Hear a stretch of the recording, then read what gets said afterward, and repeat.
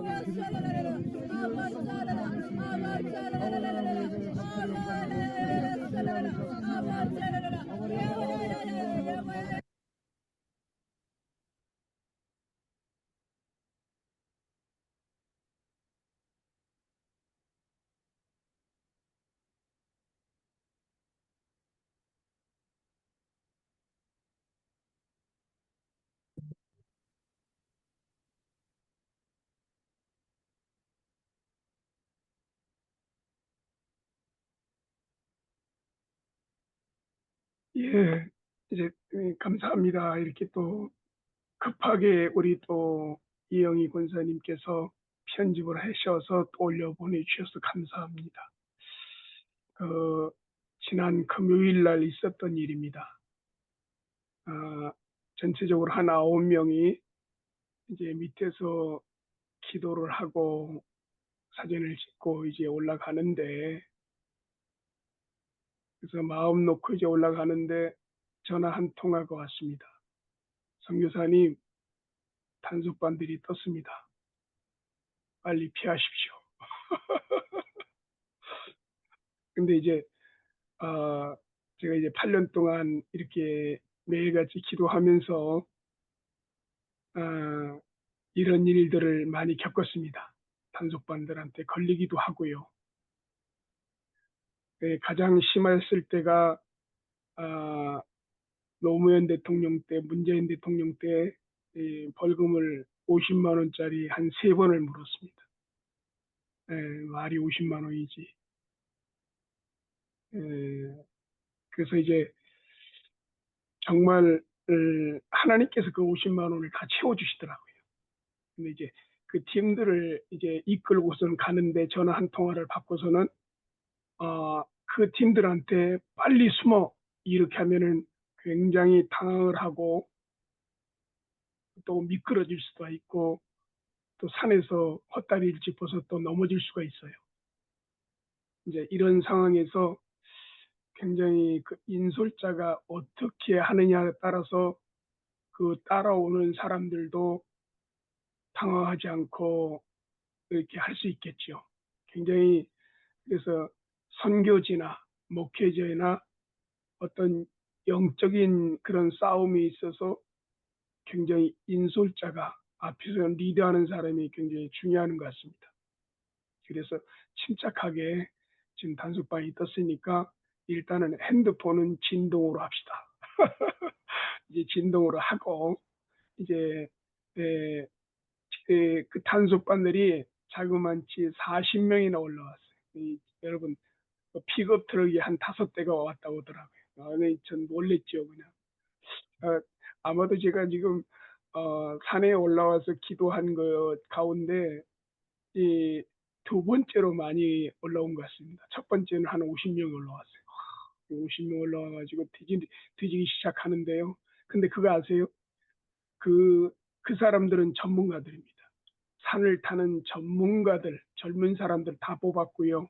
거기에 이제 또 우리가 삼각산에서 기도하는 곳곳을 다 알고 있는 사람들이 있습니다.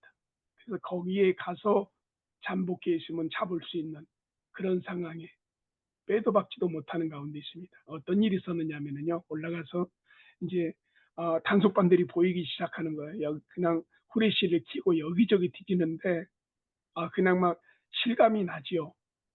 이제 그런 가운데서 이제 그 우리 팀들한테 그냥 조용히 있으라고. 근데 그 단속반이 자그만치 1m 앞까지 온 거예요.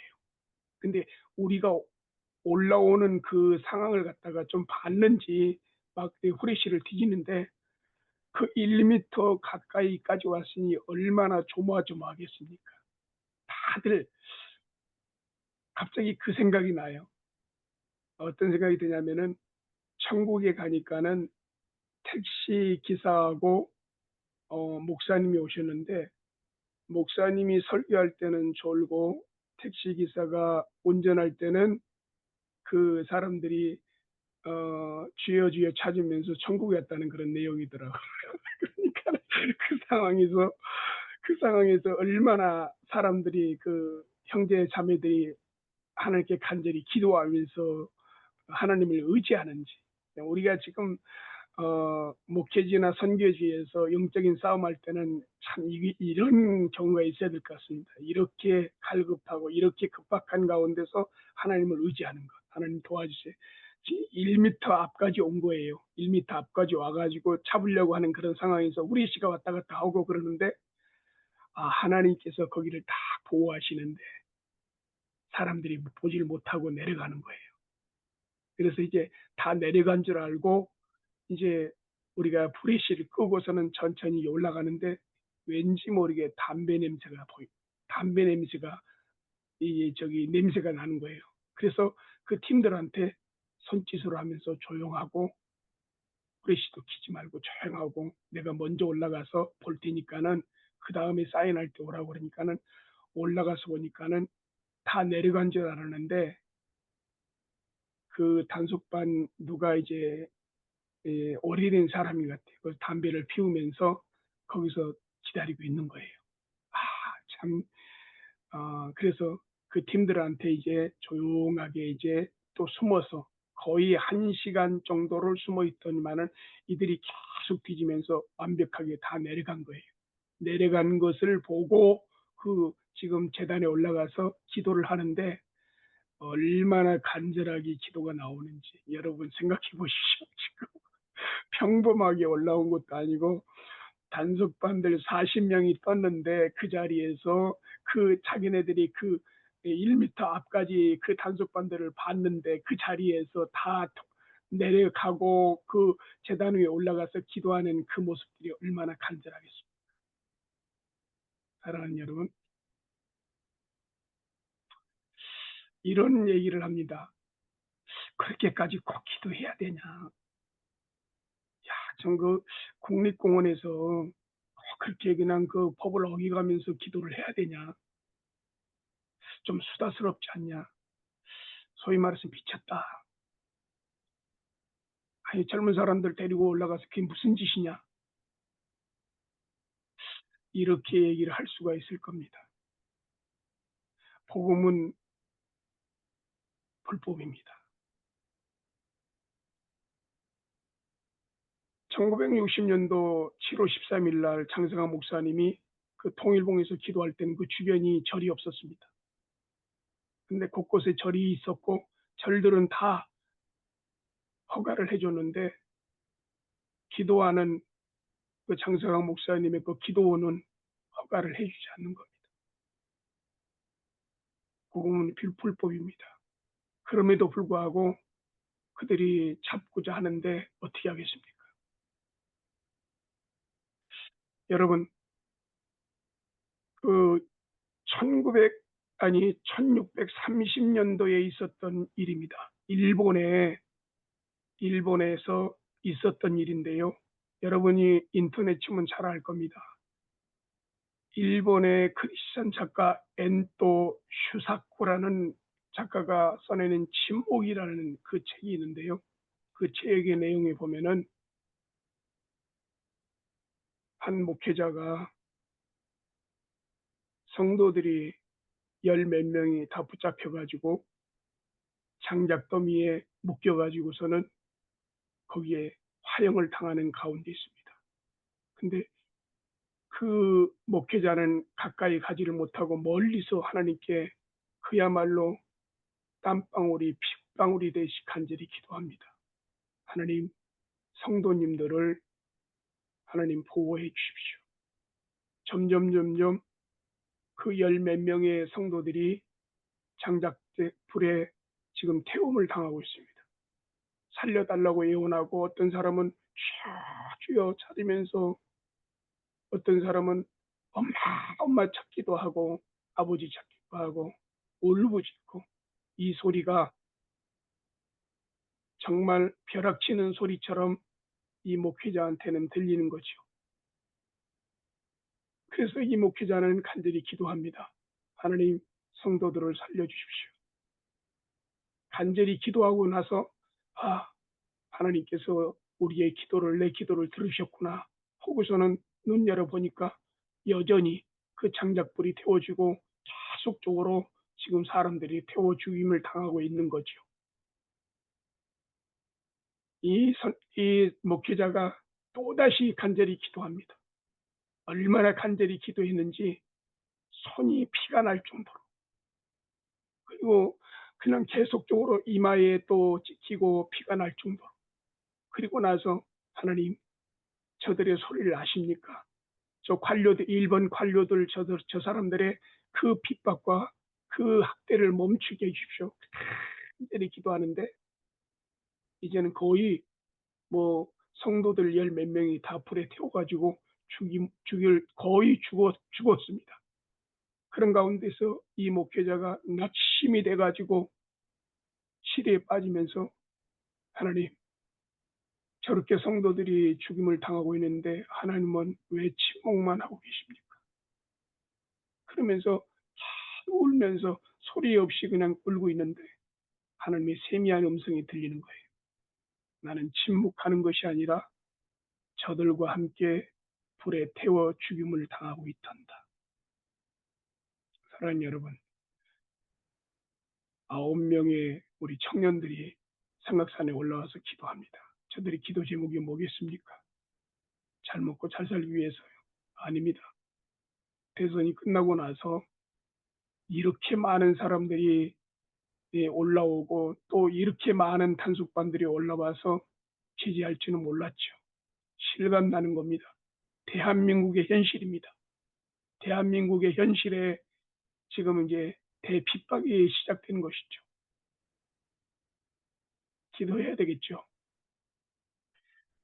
1990년도에 있었던 일입니다. 북한에서 있었던 일입니다. 김일성이가 사망 전에 김일성이가 어느 지역을 갑자기 이제 그 방문을 하게 된 거죠. 근데 찾길이 없는 거예요. 비포장도로가 있었습니다.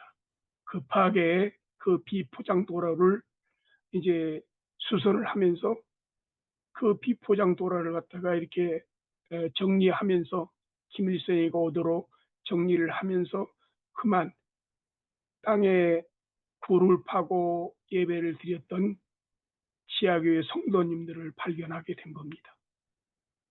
김광철 목사. 9명의 가족들이 다 발견됐습니다. 근데 북한의 보위부가 이 사람들을 어떻게 죽였는지 아십니까? 김광철 목사님은 얼굴만 그 땅을 바라보고 나머지는 다 땅속에 묻은 거예요. 그리고 굴렁쇠로 그 사람의 머리를 갖다가 진지게 버리는 거예요. 그리고서는 마지막 김광철 목사님의 아들이 있었는데, 아들이 9살인데 그 아들을 갖다가 이제 다른 사람들은 다 불에 태워 죽이고, 마지막 이제 엄마가 보는 앞에서 아들을 갖다가 그 나무에 달아놓고서는 이제 죽이려고 하는데, 엄마가 그러는 거예요. 아들아, 조금만 있어라.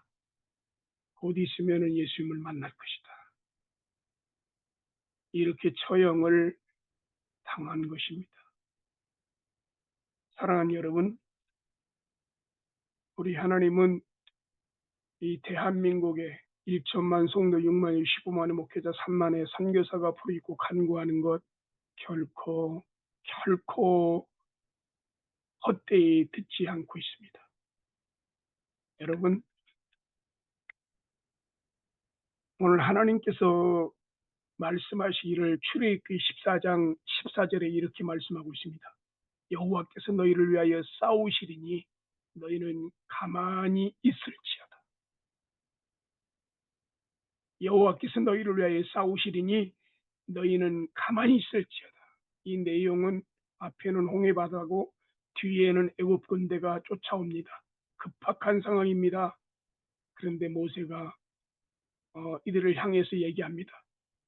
너희는 가만히 있어 하나님이 하시는 것을 바라볼지어다. 이 싸움은 하나님의 싸움이라고 그랬습니다. 에레미야가 3장 26절에 사람이 여호와의 구원을 바라고 잠잠히 기다릴지어다. 사랑하는 여러분, 오늘 이 본문의 말씀은 내용을 잠깐 말씀을 드리겠습니다. 이스라엘 백성들이 지금 그 바벨론 포로에 의해서 바벨론으로 붙잡혀가는 상황에서 예루살렘이 지금 바벨론에 의해서 짓밟히는 그런 상황입니다. 북이스라엘과 남유다 이런 상황에서, 그래서 이 모습을 지금 에레미야는 바라보고 있는 거죠. 얼마나 이거 회개하고 돌아오라고 그러는데도 거짓 선지자들에 의해서 평안하다 하면서 하나님께 돌아오지 않고 회개하지 않는 그런 부분 가운데 바벨론이 이스라엘을 갖다 점령해서 철저하게 예루살렘을 갖다가 짓밟고 무너뜨리는 그런 가운데 있습니다. 사랑하는 19절에 보니까는 내 고초와 재난 곧 습과 탐습을 기억하소서. 내 마음이 그것을 기억하고 내가 낙심이 되오나 이것을 내가 내 마음에 담아 두었더니 그것이 오히려 나의 소망이 되었도다. 얼마나 습과 탐습이 에레미야서 4장 19절에 보면은요, 내 창자가 끊어지고 무너지고 내가 아프고 힘들고 이런 에레미야 탄식이 이어집니다. 사랑하는 여러분, 시편 50편 21절에서 23절은 이렇게 말하고 있습니다. 내가 이 일을 행하여도 내가 잠잠하였더니 내가 나를 너와 같은 줄로 생각하였도다. 그러나 내가 너를 책망하여 내 죄를 내 목전에서 차례로 베풀리라. 다시 말해서 원수 마귀를 향해서 아무리 죄를 범해도 즉각적으로 하나님의 징계가 임하지 않는 이 사람을 향해서 얘기하고 있습니다. 네가 이 일을 행하여도 나 하나님이 잠잠하였더니 너가 나를 너와 같은 줄로 생각하였도다. 그러나 나 하나님이 너를 책망하여 내 죄를 내 목전에 차례로 베풀리라 하시도다. 사랑하는 여러분, 어떻게 대선이 끝나고 이렇게 40명이라는 많은 사람들이 와서 그것도 나라와 민족을 위해서 애통하고 기도하는 사람들을 갖다가 이렇게 또 잡아들이고 이런 환난과 핍박이 올 수 있겠습니까? 하나님께서 눈을 지으신 하나님께서 보시고, 귀를 지으신 하나님께서 들으시고, 입을 지으신 하나님께서 말씀하십니다.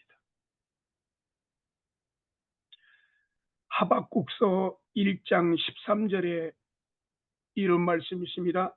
주께서 눈이 성결하심으로 악을 참아보지 못하시며 패역을 참아보지 못하신 이거를 어찌하여 게으르한 자들을 방관하시며 악인이 자기보다 의로운 사람을 삼키되 잠잠하시나이까. 악한 자들이 의인을 갖다 대적하는 것을 어찌하여 이렇게 잠잠하시나이까 하면서 하박국 선지자는 탄식을 하고 있습니다. 시편 28편 1절에 여호와여 내가 주께 부르짖사오니 나의 반석이시요 내게 길을 막지 마소서. 주께서 내게 잠잠하시면 내가 무덤에 내려가는 자와 같을까 하나이다. 얼마나 하나님의 부르짖고 간구하는 가운데 하나님께서 응답이 없다 보니까 마치 무덤 속에 내려가는 그런 자처럼 낙심이 된다는 거죠. 여러분 낙심하지 마십시오. 우리 하나님께서 일하고 계십니다. 아멘. 결코 낙심하지 마십시오. 한국교회 소망이 있습니다. 우리 아까 사진을 보십시오. 우리 전부 다 다음 세대들이에요. 젊은 사람들이요. 올라오고 있습니다. 자기네들이 보고 느끼는 것이 있습니다. 이래서는 안 되겠습니다. 그래서 와서 기도하는 겁니다. 여러분, 우리 다음 세대들이 이렇게 기도하는데 현지에서 사역하는 선교사님들이 가만히 있으면 안 되잖아요. 예. 여러분, 이런 가운데 기도해야 되지 않습니까? 고만 머리 굴리고 고만 경험 앞세우고 고만 내 건물만 앞세우고 자랑하지 말고 기도합시다. 우리 다음 세대들이 이렇게 기도하는데 부끄럽지 않습니까? 사랑하는 여러분, 와서 아무리 잡아들이고 벌금을 물리고 그래도 올라와서 기도합시다. 여러분이 만약에 잡히고 벌금 묻는다면 하나님께서 30배, 60배, 100배로 채워주실 겁니다. 아니, 하나님의 음성을 듣지 못한 가운데서 이렇게 도망다니면서 핍박 가운데서 기도할 때 하나님의 음성이 들릴 겁니다. 여러분이 기도할 때에 묵혀있는 것이 풀어집니다. 막혀있는 것이 뻥 뚫리고 열릴 것입니다. 지난 30년 동안 저는 현지에서 사역을 감당하면서 제가 이렇게 산에서 8년 동안 기도하면서 이렇게 하나님의 강력한 역사, 한국교회를 사랑하시고 이렇게 강력하게 임재하시는 역사는 경험해 보지 못했습니다. 사랑하는 여러분, 여기에 또 우리 세계 선교사 기도 모임에 매주 이렇게 또 참석하시고 매일같이 기도의 모임을 하시는 여러분, 어쩌면은 부족하고 연약한 종을 통해서 여러분 자신에게 하나님의 음성이 들려질지도 모릅니다. 여러분 답답하지요? 힘들지요? 정말 자식들도 내 마음대로 못하지요? 재정적으로 어렵지요? 예, 선교사로서 갈등이 생기지요? 오세요. 와서 기도합시다. 열립니다. 예? 하나님께서 오늘 이 말씀을 통해서 여러분에게 하신 말씀입니다. 편 35편 22절에 여호와여 주께서 이를 보셨사오니 잠잠하지 마옵소서. 나를 멀리하지 마옵소서. 사랑하는 여러분, 기도할 때입니다. 기도할 때입니다. 기도하면은 열립니다. 기도하면은 하나님께서 일을 하십니다. 자, 기도합시다.